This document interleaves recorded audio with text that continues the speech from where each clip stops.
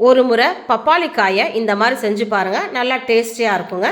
வாங்க எப்படி செய்யலாம் அப்படிங்கிறத பார்க்கலாம். ஒரு நல்ல விளைஞ்ச பப்பாளி காய் எடுத்துக்கோங்க. மேலே இருக்க தோலை சீவிட்டு இதுமாதிரி குட்டி குட்டியாக நீங்கள் கட் பண்ணி எடுத்துக்கோங்க. கடாயில் தேவையான அளவு எண்ணெய் ஊற்றுங்க. எண்ணெய் காய்ஞ்சதும் கடுகு போடுங்க. கடுகு பொரிஞ்சதும் நம்ம கொஞ்சமாக உளுத்தம் பருப்பு சேர்த்துக்கலாம். நல்லா பொன்னிறமானதுக்கப்புறம் நம்ம வெட்டி வச்சுருக்க அந்த பப்பாளி காயை அதை போட்டு நல்லா மிக்ஸ் பண்ணி விடுங்க. எண்ணெயோட மிக்ஸ் பண்ணிவிட்டு கொஞ்சமாக மஞ்சள் தூள் சேர்த்துக்கோங்க. நல்லா மிக்ஸ் பண்ணிவிட்டு நம்ம மூடி போட்டு ஒரு 5 நிமிஷம் நம்ம வேக வச்சிடலாம். 5 நிமிஷம் கழித்து நல்லா மிக்ஸ் பண்ணி விடுங்க.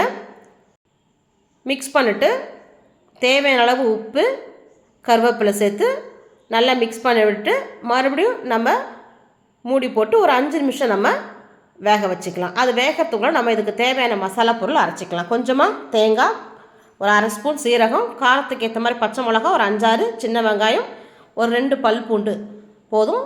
அது நல்லா குறைன்னு அரைச்சிக்கோங்க. தண்ணி எதுவும் ஊற்ற வேண்டாம். அதுக்குள்ளே நமக்கு அங்கே வெந்துடும். வெந்ததுக்கப்புறம் நம்ம அரைச்சி வச்சுருக்க தேங்காய் வெங்காயத்தை அதில் போட்டு மிக்ஸ் பண்ணிவிட்டு ஒரு 2-3 நிமிஷம் நம்ம மிக்ஸ் பண்ணி எடுத்துட்டோம்னா நமக்கு டேஸ்டியான ஒரு பப்பாளிக்காய் கூட்டு ரெடி. உங்களுக்கு பிடிச்சிருக்குன்னு நினைக்கிறேன். பிடிச்சிருந்தா லைக் பண்ணுங்கள், ஷேர் பண்ணுங்கள், கமெண்ட் பண்ணுங்கள், மறக்காமல் சப்ஸ்கிரைப் பண்ணுங்கள். தேங்க்யூ.